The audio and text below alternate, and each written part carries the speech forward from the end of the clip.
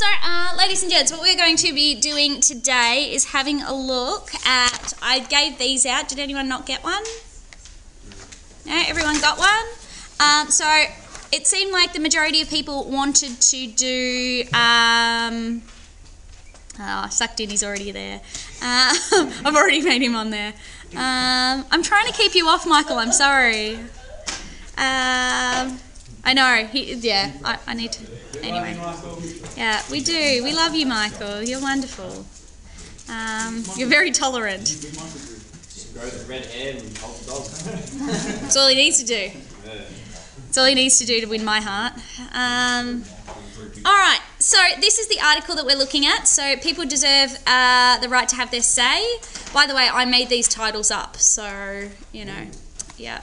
Because the kids were freaking out because they didn't have titles. So I was like, just make one up. And they're like, oh, we can't make one up. And I was like, fine, I'll make them up. Yeah, anyway. Turnbull needs to get techie and more like pleber inciting disenfranchisement and cruelty. Am I right? Oh my God, I love Am I Right? So that... do you know what? I actually titled it Am I Right because I thought you would find it funny. Am I right? That's yeah. so cool. Anyway. All the time. Yeah. So. Cool. So they're the three that we're going to look at, and what people wanted to do was work on their ability to compare. And I think actually that's a good choice because the comparison that I'm getting is sometimes a bit jumbly. Like people are going, oh, similarly, you know, such and such does something differently. I'm like, then it's not similar, it's different. Or they're like, in contrast, such and such does this the same. And I was like, then it's not contrasting, it's the same. So, yeah, so I thought we could look at that today. So if we have a look at these articles, my class have already read these, but we haven't gone through them together, so I thought it was a good opportunity to kind of do that. But yeah, so we'll kind of go through these three articles, look at contention, tone, and then kind of look at, okay, well, what are things that we can compare? Sound good? All right, so the first one is people deserve the right to have their say. And it's by Bob Salmond. Salmond? Whatever. Yeah, kind of. From Melba, wherever that is. Are these the ones you emailed us? Yes. Yeah. Does anyone else need one? No? I've got printed copies, but you won't need them downstairs, alright? Yeah. All right. So let's have a gaze. The article, all tied up in knots. Sorry, I should pause first. What do we do first? Before we start into writing it, we read it. Do we make any comments? No. Good. The second time we write. The first time we just make sure we get the contention. Because if you bone up the contention, then you are screwed. Okay? You need to get the contention. The rest relies on that. Okay? So you 15 minutes reading time in this. Yeah. You have plenty of time. You have to do it anyway. Yeah. Now, just to clarify, are you happy with them looking at their dictionaries during the reading time? They can access their dictionaries? As long as they don't put pen to paper. Okay, cool. So, keep that in mind because there will be words in it that you won't know.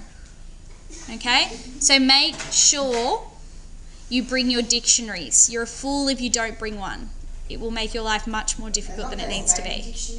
No, like a proper dictionary with like big boy words. Okay? Big boy. Big boy words. Not Thesaurus? no thesaurus, never thesaurus. Dreaming. All right. No, it's only going to the dictionary and thesaurus. No, then go borrow one from the library. Yeah. They've got proper ones at the library. Yeah, they do. They just go quick. Yeah. All right. People deserve the right to have their say. The article, all tied up in knots over same-sex marriage by George Williams, is false propaganda. Williams began by asserting community support in favour of same-sex marriage, but later opined if the ballot is closed. There is both support and objection. Yeah, Wait, opined?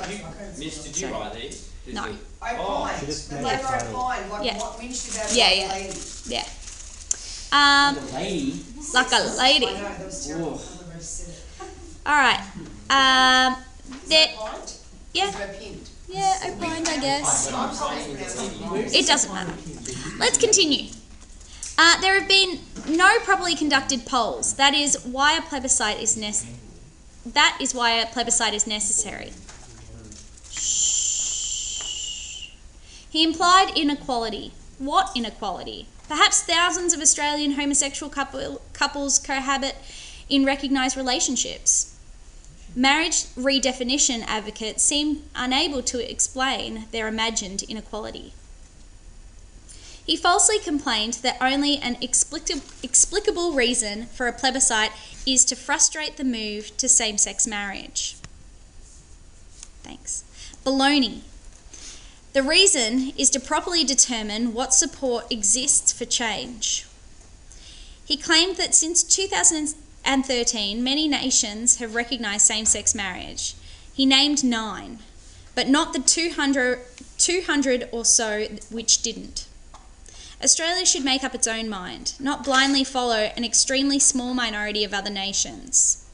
How was marriage redefined? In Ireland, only 36% of people voted for change. In the US, the Democrats avoided plebiscites by resorting to a dodgy legal case decided 5-4 on a mainly political basis. The resultant resentment over this unethical behaviour probably lost the Democrats the presidential election. Slovenia voted against change. William falsely claimed that if a postal vote was close, the resulting debate could be explosive. However, an explosion of anger is likely if change is made without a plebiscite. I leave it to the readers to decide whether Williams was dishonest. So, Bob Salmond. All right, let's talk about this one first. What is the contention? Actually, we'll start even easier. What is the stance? Are they pro-postal vote? Are they anti-postal vote? Pro-postal vote. Pro-postal vote, yes. How do I know that? He says one sentence. He says, that is why a plebiscite is necessary. That is why a plebiscite is necessary. And just like, I think it was Daniel who just called out, who said, it's in the title. And that is a really good way of picking it. If you aren't sure, go back to the title, look at what the title says and go, hey, well, the title seems like it's pointing me in this direction, so it's probably that, okay? Because the whole reason you give something a title is so people know what it's about. It's genius. Michele's got his hand up. Is baloney another word for nonsense? Is And stress. Yes. Does anyone watch that? Bologna, it's like a type of cold meat. Like stress. It's like Straz, or like mortadella kind of thing. Yeah. No, not proper. No, it's not as good as that. It's like Straz. It's like Straz. I just think of Judge No, Judy. it's not that high end, man. Nah, it's like a combination between Straz and mortadella. It's like big stress. It's really good. It's not that Can't good. see the fat ball. It's kind of something you just eat. It's like Because or you buy it in chunks and you use it to train your dogs. will you eat it? That's what I do with mortadella. You don't eat it? My dogs love mortadella. Yeah, of course, it's mortadella. Yeah, I know. But we use it as a training tool. Or like those Twiggy sticks and we cut them up. And then we're like, yeah. My dogs are connoisseurs of cold meats. It's the only way I'd have it. All right. Oh my gosh, remind me to tell you about, oh no, did I show you? What? The dog cake that we made Sophie? No. Oh, we made Sophie a cake for her birthday. She turned 11. She deserves it. Yeah, Make it out. agreed. Bacon, it was bacon and peanut butter flavoured.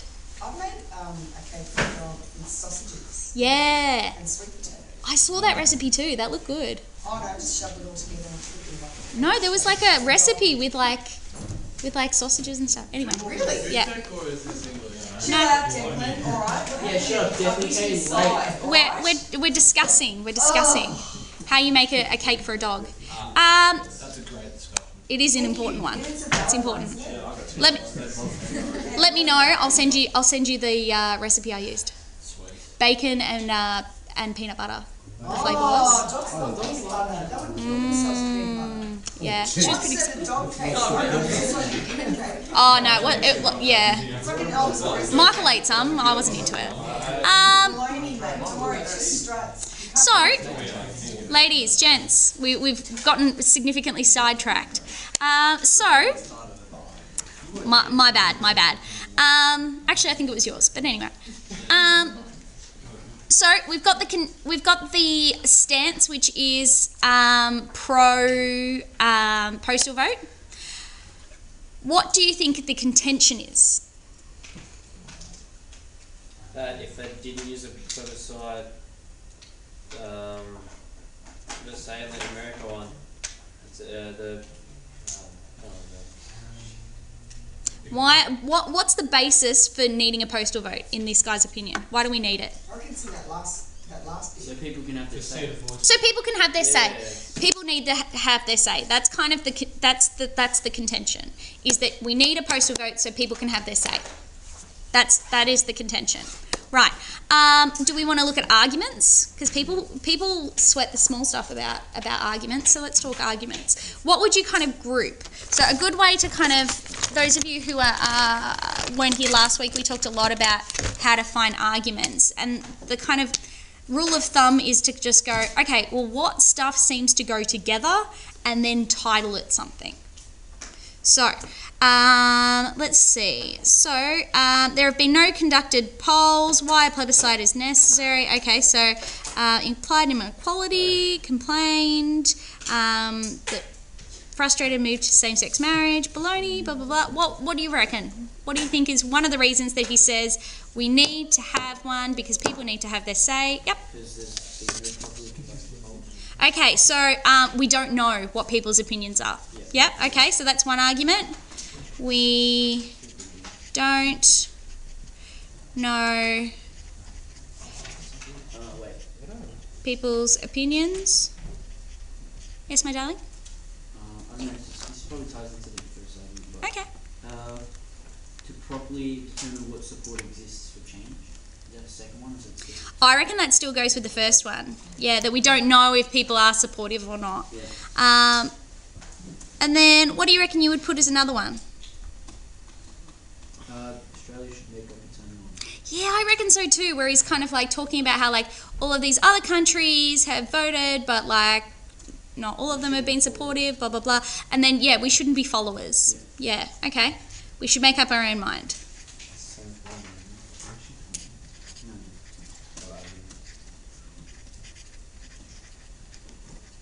Yeah, if you put those down as your arguments, I'd be very happy. If you put something else, but you could kind of still go, yes, that kind of groups together, I'd be cool with it.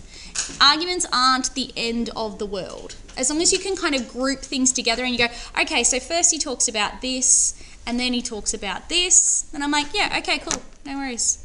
Move on. You could possibly even if you take the word argument out of it and say... What are the ideas? Yeah, what ideas are they using to support their contention? Yeah. Yeah.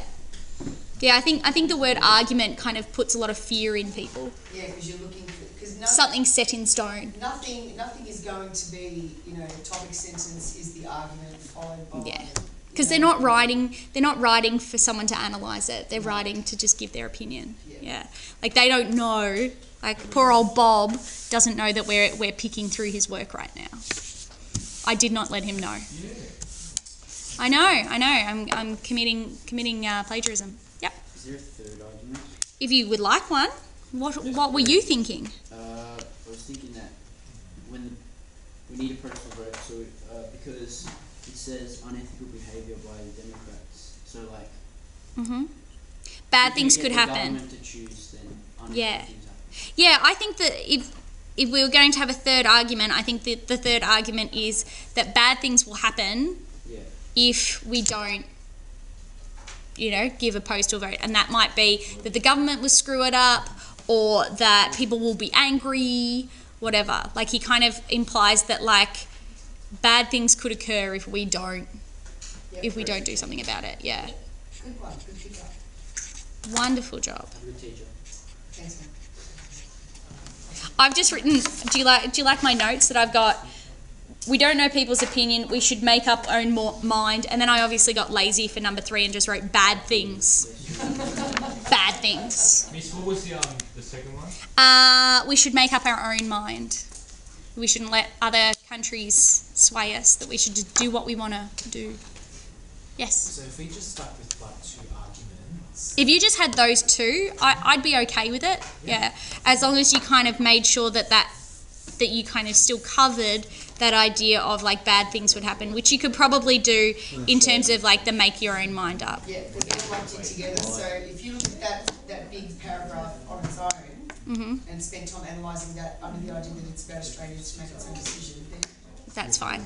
you would cover that second bit anyway. Because Yeah. like, you could say that like, you'd be able to say that like Australia needs to make up their own mind because otherwise bad things will happen. Is that... Yes. Exactly. And Put it all in one sentence. Daniel actually brings up a really good point, because a lot of people have been, don't worry, I'll get to you, Declan. I think he was, here. So Daniel brings up a good point, and it's something that my classes have been kind of voicing a lot, is that they're worried that they're not going to get through all the arguments, like all the paragraphs that they have to get through, that they're not going to have time, that they're worried about time, that they're not going to get through it.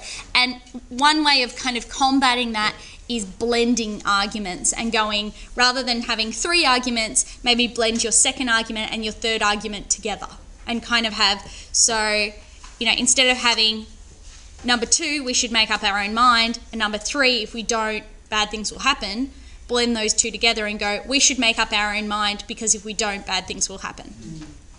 Yeah? So that's kind of a good way of condensing. If you're getting to a point where you're like, ooh, I'm not going to have time, it's a good way of doing it. One thing I would also advise you to do is think about like timing tonight, about, okay, well, where should I be at what point? So I've got 90 minutes. How long should I spend on my intro? On my general intro? How much time should I spend on my article intro? How much should I spend on article 1, 2, 3? Where should I be up to at what points? And have a bit of a game plan for yourself time-wise. Because that way you can kind of go, all right, am I running to time, or am I going to have to speed things up? Yeah, so you go 40 minutes. Yeah. You go 40 minutes for the first one and then the rest for the other 2. Yeah. Just kind of giving yourself a bit of like pace, so you know where you're at. Yes, 90 minutes. Yep. No, so tomorrow's articles, one of them will be about 2 pages. So your main one, your article 1, will be 2 pages, and then like half a page for one and like 3/4 of a page for another. Yeah. But they're significantly, like if you can do all the practice ones we've done, and you get them, Yeah. the SAT will be Easy. very manageable. Yeah. We haven't set it up to make it like impossible. Because we only That would make our life a lot more difficult than it needs to be. Yeah. Like ultimately, we don't want anyone to fail, because then we have to come back and have you resub. And I have better things to do with my evenings, surprisingly. Not really though. Yeah. How many words should it be then? 800? 800. Most people will probably crack, say, 5 to 6 pages. What did you say? I reckon most people will go 12 to 1500. Yeah. 12 pages. No, 1,200 words. Oh. Yeah. Most kids will crack that, yeah. In 90 minutes, yeah. But you'll have some kids who will write, like, remember Jordan last year? She wrote like 15 pages for this. Yeah. She's phenomenal. She's just a really quick writer, so she can just get through content Yeah, quickly. that's practice and training. Yeah, oh yeah. Interview exam, you'll be looking out. You'll be fast. Yeah, interview exam. All right, we ready to move to the next one? Let's have a look at the next article. Now, out of those 3 articles, this one was the trickiest. So well done for combating it with ease. So, actually, one thing I want to ask you about the first one that a lot of my kids missed was, are they pro same-sex marriage or anti same-sex marriage? Well, what do you think is like an underlining message? Are they pro same-sex marriage? Are they anti same-sex? What do you think? From before. Talia? Okay, you are totally right. They are anti same-sex marriage. But he's very subtle about it. Why do you think he would be subtle about it? Good, you don't want to alienate an audience. So he's trying to keep his audience fairly open, and that would be worth commenting on, is going, despite him having undertones of anti-same-sex marriage, he endeavours to keep a fairly wide target audience, including same-sex marriage supporters. That would be worth commenting on, and certainly that would be what I would expect a higher end result to comment on, to kind of say things like that and go, I noticed that it has this kind of bias, and I noticed that he is perhaps reining it in order to keep a target audience open. Or alternatively, he might go really hard on the anti-same-sex marriage kind of bandwagon, and I would go, well, then he is particularly targeting a specific audience there. And then that also would underpin all of your analysis. Yeah, so you would kind of go, well, see how he's using that technique. Well, that is obviously trying to, you know, lure in your pro same-sex marriage people. Okay, so you need to kind of, you know, think about audiences and the way that he's kind of communicating with audience. Dec, did you have something to say? You're good? Sure. All right, let's have a look at the next one. So you might want to put on that, if you want, audience is both pro and anti same-sex marriage, and then maybe put for relationship something like, you know, fairly conservative values, has anti same-sex marriage leanings, kind of thing. How do you get that though from that? All you're talking about is Well, voting. the way that he speaks about it, so he says things like, there is both support and objection. So he's kind of dancing the line. But isn't he talking about the postal vote, not the thing it's talking about? Yes, but it's that he's talking about particularly there. He says community support in favour of same-sex marriage. So he's saying that Williams said that there's support for same-sex marriage, but he says, but there's support and objection. And the only reason why he would want to clarify that is if he objects, correct? The first 5 out of 6 paragraph sentences are about same-sex marriage as well. Good, yeah. And then he's got... He implied inequality. yeah, he implied inequality. What inequality? Exactly. Which makes you kind of go, Another okay. white hetero male He does sees that. no, he sees no problem with it. Yeah. It says baloney as well, straight after they said, Exactly. The move to same-sex marriage, baloney. Yeah, frustrated move to same-sex It marriage. only matters No. if Yeah. Like if he was a pro, It doesn't affect him. exactly. he was a gay man. Yeah. It's a bit like where he corrects Williams for saying there's support in favour, and he goes, yeah, but there's support in favour and objection. Yeah. So, again, you just have to read between the lines very carefully, which is why you need to use that reading time really carefully, that you just read over, and look for all that kind of fine detail stuff. Okay? All right, let's have a look at Turnbull needs to get techie. Hey. I did have fun titling these, I'm not going to lie. I missed my calling. Right, Turnbull needs to get techie. The government's postal plebiscite on same-sex marriage is technically flawed. Is technically flawed, and its results will have less reliability than a public opinion poll. The post office will have little idea who filled out a form, or if a paper form is genuine or is mass-produced by a commercial printing press. We would get a better result if it was carried out electronically and made available on mobile phones and desktop computers. It would cost less than $1 to verify a voter electronically, and should cost less than $10 million to set up a system and run the poll. If we trust the operator, we can be assured the votes will still be secret. Kevin Cox, Nanawal. Regardless of his crazy place name. Pro same-sex marriage, pro postal vote, anti-postal vote. He's pro postal, but he doesn't want it postal. He wants it Anti-postal. Good. So he's pro vote. He's anti-postal. The Trixie. Okay. So Michele, tell me. It's your fault. You wore high vis. I'm going to keep calling you. You're the first one that my eye spots. So, that's just like a life tip, by the way. Like, don't wear like, if you go to like the circus or like anything where there's like live performance aspects, do not wear anything that makes you stand out. My husband with the bright red hair and the bright red beard, doesn't matter where we go. Does it happen to you too? That like whenever you go to anything, people pick you and go, oh, would the gentleman with the red hair like to come out? And my husband is like the most introverted human. Like, he does not like people. And so, yeah, it doesn't matter where we go, he will get picked. Every time we've been to a circus, any live performance, bam. Yeah. It's so bad. It's so hard for him, poor love. No, he's not allowed to dye his hair. It's too beautiful. It's too beautiful. Yes. He'd have a red beard. Yeah. All right. It goes by my eyebrows, it's invisible. You've got blonde, yeah. When you get older, it'll be red. So, we've said the stance. Pro vote, anti postal. What do you think the contention is, Michele? Oh. Yeah, the contention would be to change the vote from postal to Like a technology-based, an online technology-based voting system. Yep, perfect. Wonderful. What is his reasoning? What is his arguments? Why should we? Julian? Yeah, it costs less than $1 to verify a vote.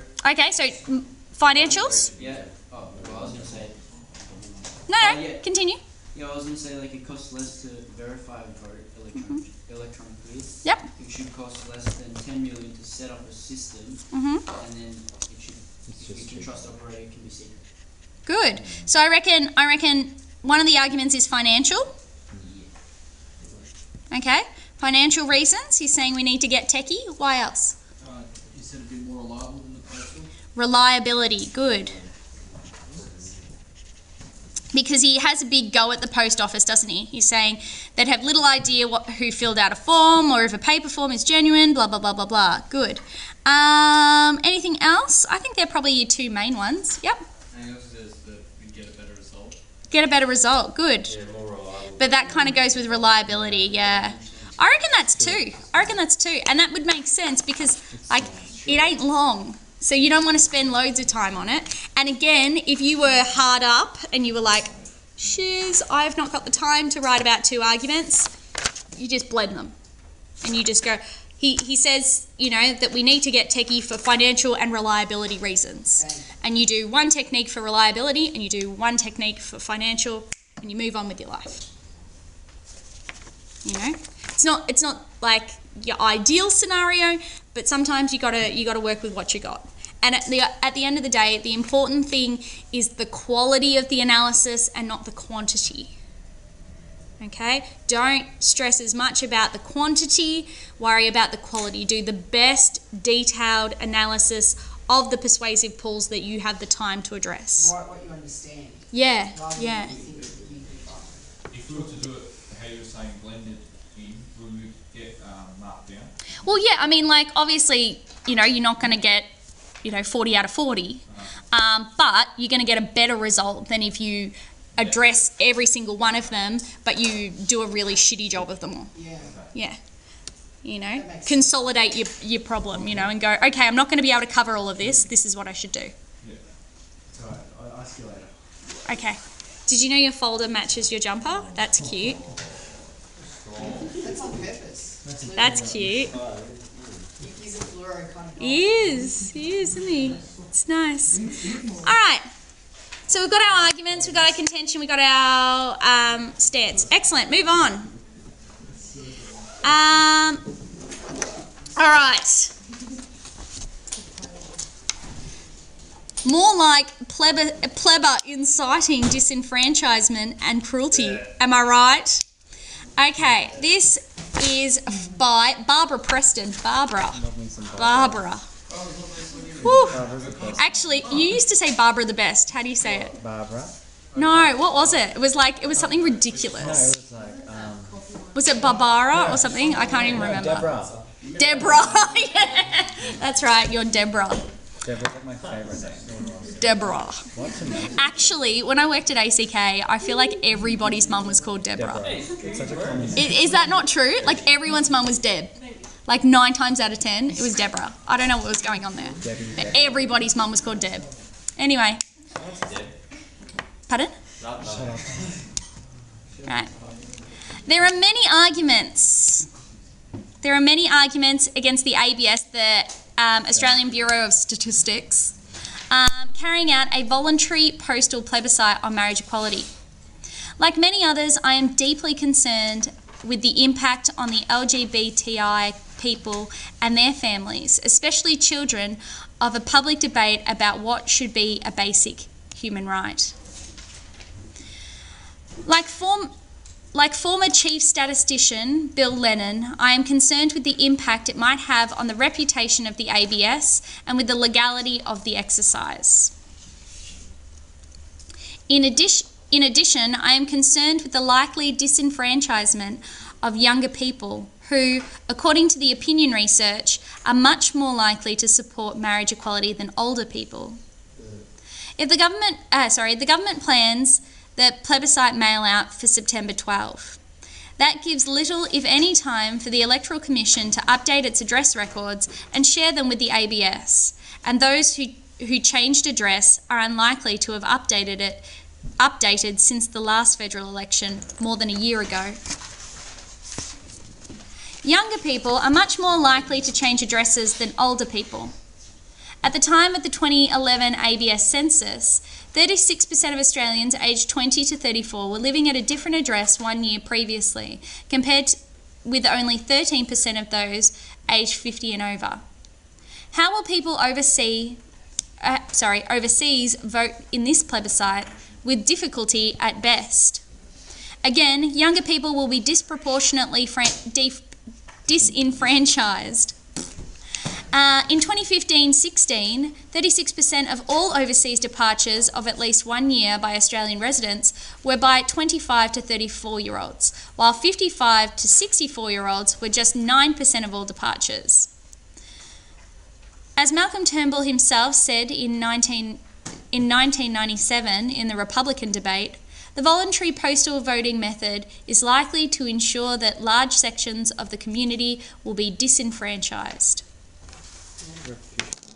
So, Might explain what disenfranchised means. put at a disadvantage. Yeah, that they won't have the same advantages. So, what is the stance? Is it that the government's trying to avoid young people voting? But the stance is a pro-postal vote, anti-postal vote. Anti. Anti. Good. Yeah. I think what you mentioned is definitely an argument, though. Yeah. What do we think the contention is? What are they contending? Why should we not have a postal vote? What's their main point? Not everyone will get a chance to vote. Good. They're more likely to say yes, for example. Good. So not everybody will have an equal say. Yeah. Why else? The overseas people travel and Impacts stuff. a lot. That's the got younger it's right at the top. Right at the top. Right at the top. Disenfranchised. cruelty. Like many others, good. The cruelty. Yeah. And I think they're your basic two arguments. I think that the cruelty of what it will do to the LGBTIQI community, and I think the other argument is that it disenfranchises young, particularly young people, and will not give like a fair representation. Yeah, do you think they're kind of like the two main things you see?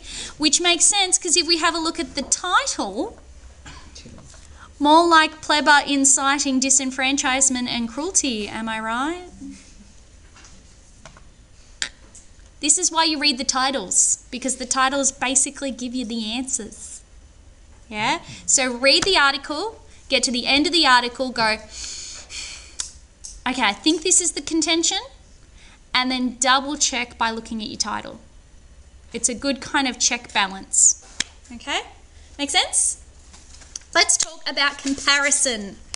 I love this. All right, so we've got 3 very, very different articles, super different articles. Okay, so let's talk about some of the similarities between the two.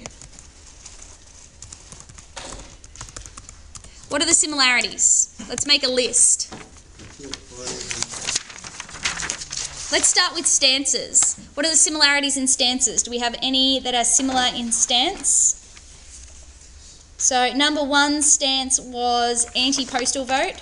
Number 2, pro-postal vote. The other one was pro-vote. And the last one was anti-postal vote. So we could say that Bob's, good old bobsled, and Cox, Kevin and Bob are all for voting. So Salmond and Cox both support voting on system. All right.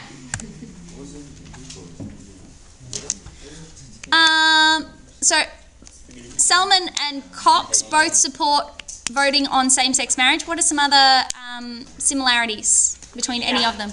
Gabriella. Kevin and Barbara are anti-postal vote. Okay, so Kevin and Barbara, so Cox and Preston are, Anti-postal vote. are both opposed to the use of a postal vote. Good, okay. Any other similarities?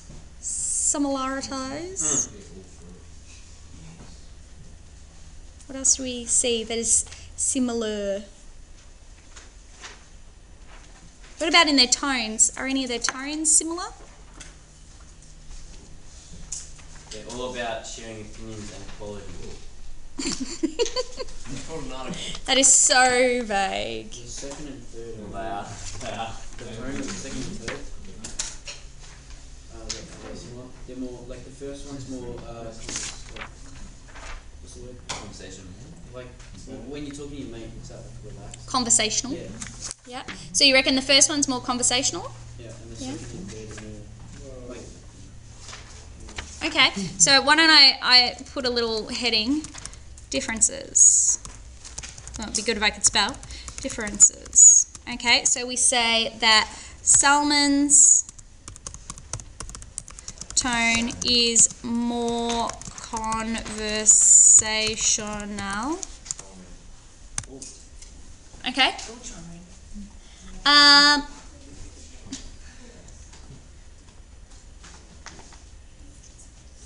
What are other differences? Other differences or other similarities? Well, obviously, there's a big difference between Barbara, Miss Preston, and the other two about what? What's a big difference between what Barbara says and what the other two say? Anti-postal vote. No. She was anti, they were Oh. pro. I am deeply concerned with the impact. she's more. Oh, she cares about the people. She has a relationship. She cares about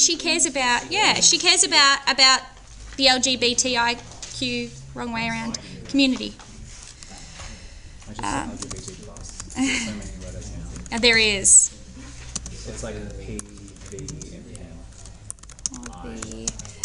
LBGTQI.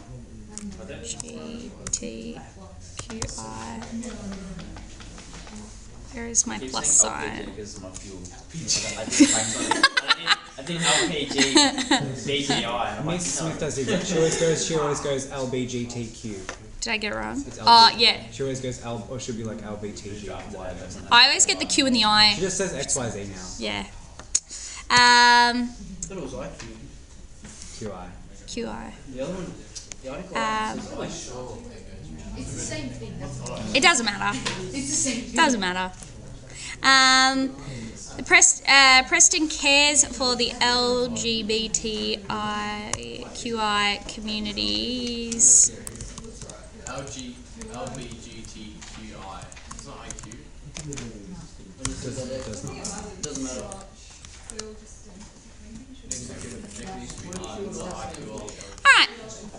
Alright.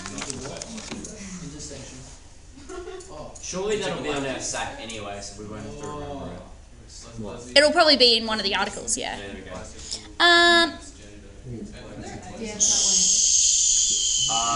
Thank you.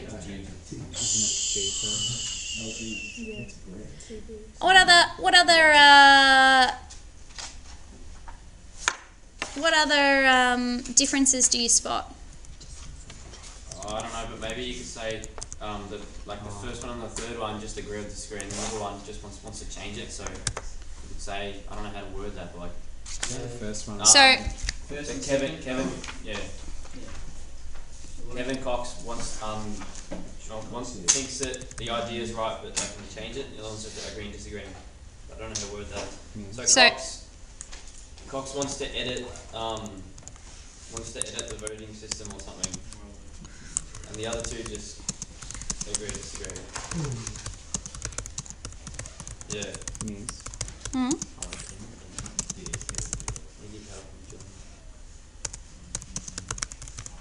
Started feel better about myself.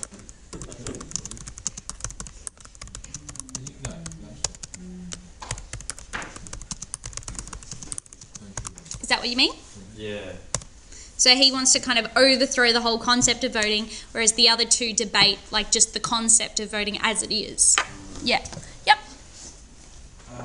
Quick question off topic. Yeah. If we're running out of time, Yeah. or we don't feel like we're going to get there, right? Yeah. Would you rather 2 arguments, 2 pools, 3 arguments, 1 pool? 2 arguments, 2 pools. Okay. Alright. Persuasive pools. So rather than like talking about like techniques, because we're kind of like leaning away from that. Yeah. Gentlemen, ladies, let's keep calm. The similarity be that 2 and 3 want to make sure that everyone like has a vote. Great one. Yes, Preston. Present.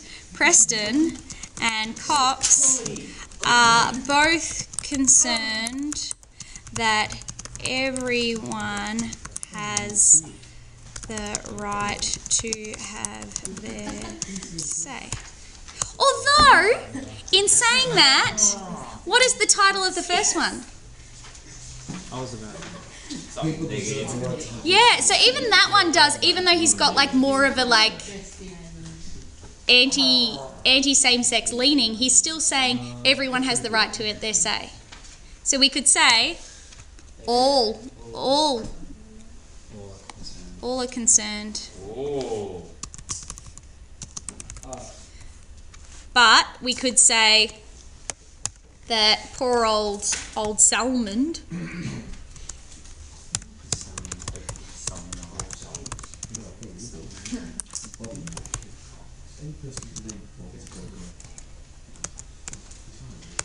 oops.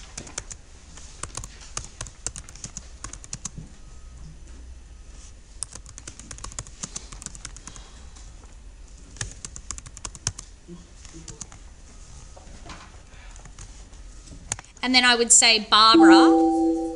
Preston is definitely clearly pro same-sex marriage, isn't she?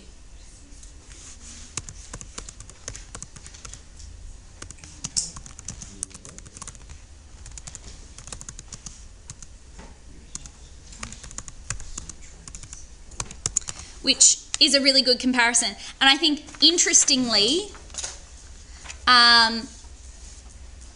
Cox is deliberately neutral, isn't he? He's like, it's not about whether I agree with it or not. It's about the execution of the voting. Cox is deliberately neutral. Cool. All right. What about, let's talk about technique use. Persuasive pool use. What does Barbara do that the others definitely don't do? Yeah? In the bracket, she says especially children. Good, okay, so she uses like a lot of empathy. She uses a lot of empathy, but she also uses a lot of statistics. Good. Preston uses a huge amount of stats, whereas the others don't. Well, we can actually make that, you know, say just one of them uses more stats. One of them uses more stats than the other. So Yeah, that's a comparison. Okay. What? We're comparing how they're being persuasive. I think that's a great comparison.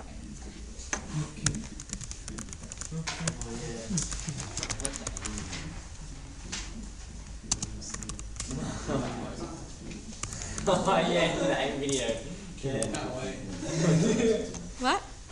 YouTube Oh yeah, it will be. Oh, we should get Damon to like catch it Yeah, make it. and turn it into like, what does he call it? Where he's like, Music. he's yeah. What does he call it?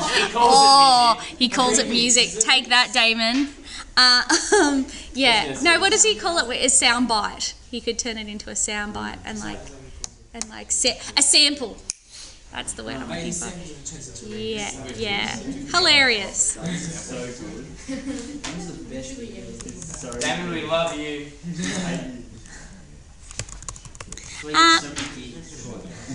Like Skittles. What? MC Skittles, bro. Right. So Preston uses empathetic pulls, whereas the other two don't. What does Salman do that the other two don't? Swims. Knee slapper. No, it was pretty good. Well done. Sorry. No, I was happy with it. Well, he refers to it. His whole piece is a rebuttal, isn't it? He's responding to someone. Yeah.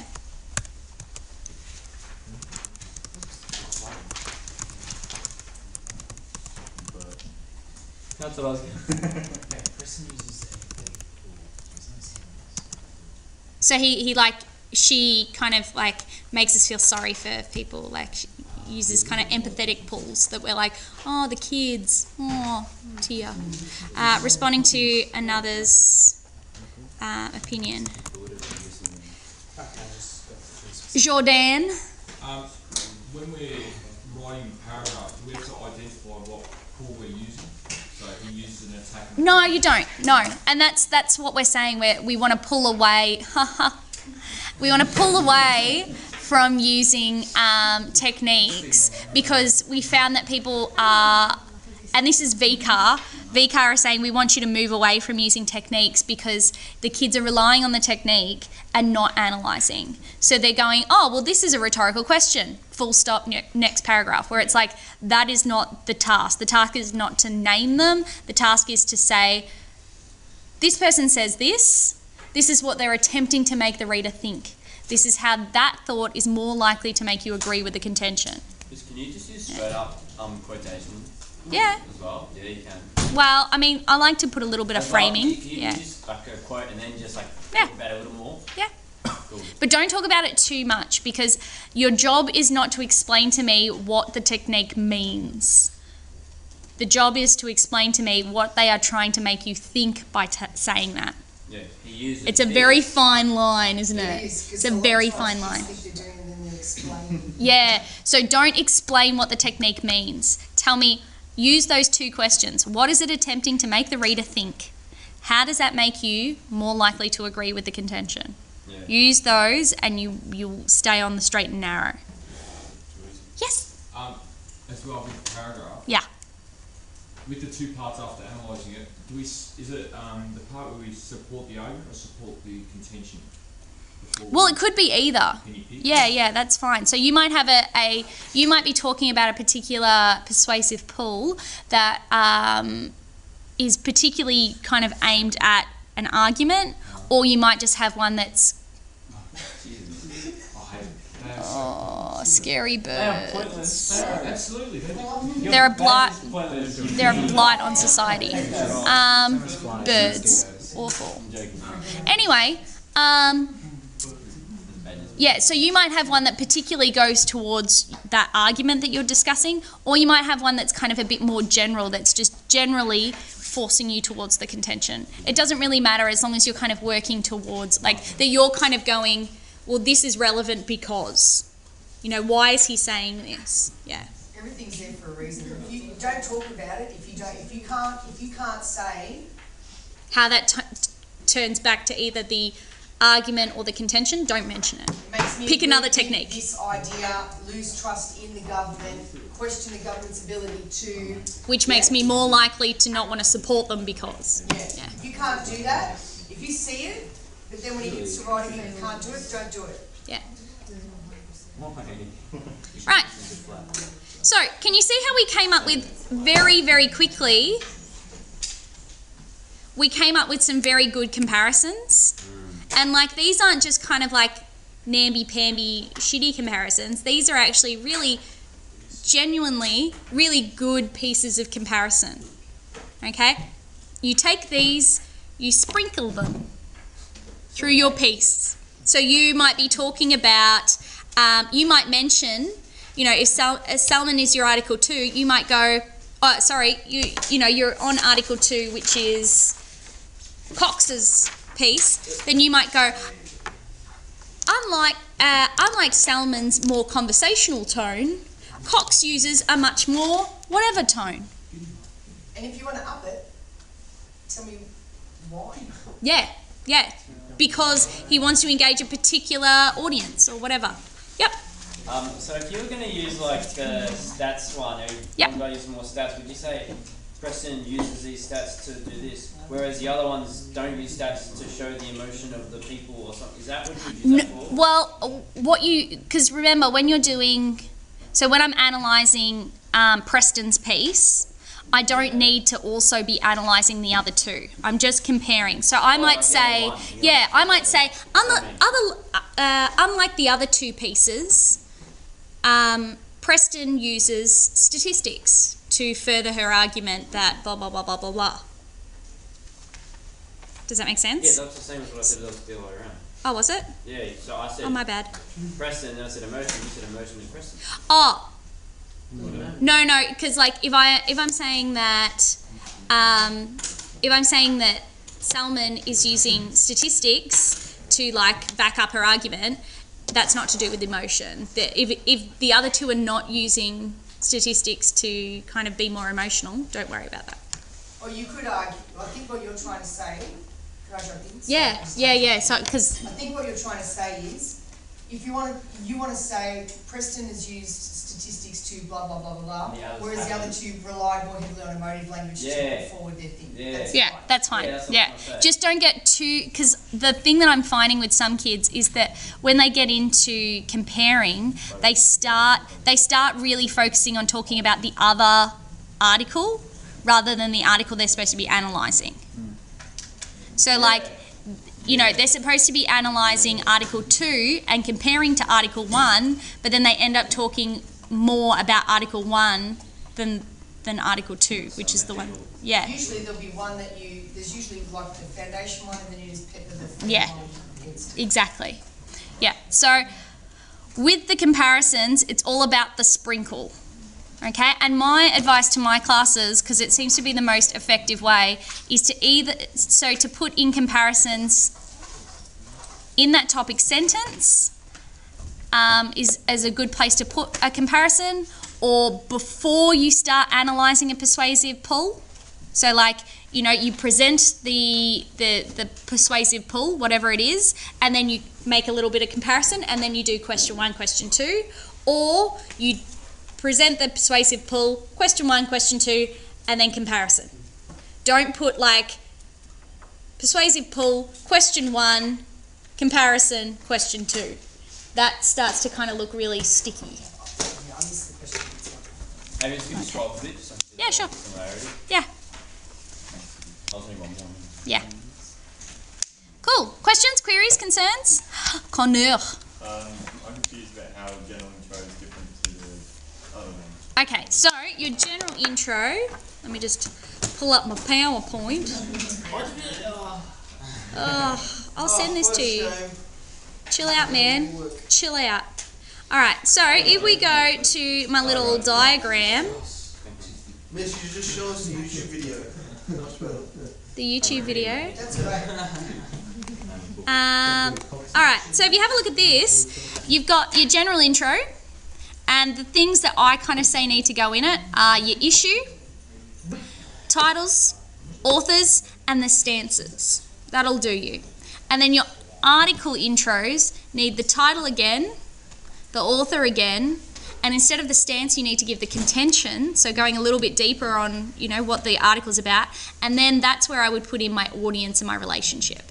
Yeah. Okay? So that's kind of the difference. So your general intro is all about just kind of giving an overview of what this is going to be about, and then your article introductions are all about being more specific. Okay, yeah, do you know why? All three ones? Sure. And the intro you talk about It's the one okay. you talk about at the time. Yeah. It doesn't matter. There's lots of ways to skin the cat. So if you've got another way that you want to, it's always about hurting farm animals with me. Shh. Stay focused. Now, shh. I know you've been sitting for an hour. That's a long time. Ben heard the sarcasm. If you are writing this a different way, that's fine, okay? There's no pressure to use this structure, okay? I just kind of wrote up this structure and have been pushing this barrow because I think it's kind of the most foolproof, kind of idiot-proof way of getting about it. That being said, if you've got another solution that still covers all of this stuff, then that's fine. As long as all that stuff is still covered, then it doesn't really matter how you do it. We need to see... Like, we need to see that you understand the issue. We need to know that you understand what the contentions, the stances are, the relationships, the audience. We need to understand that you can analyse and understand an article, and understand how people are using language to persuade, and we need to be able to we need to see that you can compare. They're the things we're looking for. Can you compare? Can you understand the article? Can you look at language and go, they are saying these things to persuade me? They're the three things that we're looking for. Pardon? All through those you have the sprinkles. Just the red ones. The red ones are where we put the So sprinkles. 2 separate essays. Article 1, analyse it. Then focus on 2 and 3. Yeah. So 2 and 3 is the only comparing. Yeah. Two short ones. Wait, so you only compare the 2 shorter articles? 2 and 3. Well, no. Again. Necessarily shorter. Sorry. Yeah. Daniel, look at me. Right. I don't care what you compare as long as you have comparison. So if you want to compare Article 2 to Article 1 and then Article 3 to Article 2, fine. If you want to compare just Article 2 and 3, fine. I don't care as long as I can tick the box saying comparison. He understands how to take two things and compare them.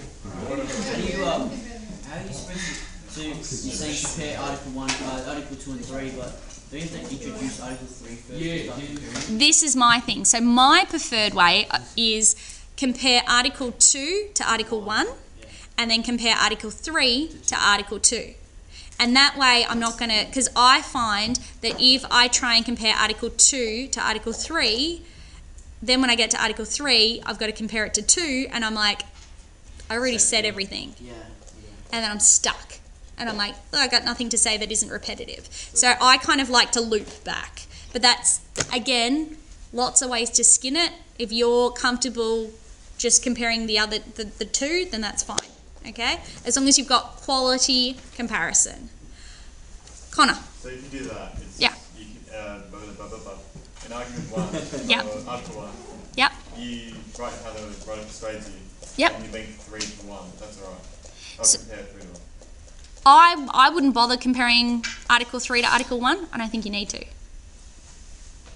You've only got Is that what you 9 said? minutes, right? So these are the 3 things. We need to see 2 things. We need to see, can you analyse an article? That's the white bit. Yeah. Then we need to see, can you compare how 2 articles are trying to persuade you? That's the red bit. And that's it. Yeah. How you do that, the simplest way is to go, here are the intro, here are the 3 articles I'm going to talk about. Then, Article 1, I task it, analyse Article 1. Now I'm going to talk about Articles 2 and 3 and how they're similar or different. Yeah? And then talk about, the easiest way to go is to go, here's Article 2, right? And then Article 3 is going to be either similar or different to Article 2 in certain ways. Or you can, and this is where I'm a little bit different to Miss Richardson, and I'm going to confuse you, you can basically start comparing Article 2 and 3 from the beginning. You could. Again, there's lots of ways to skin it. Okay? So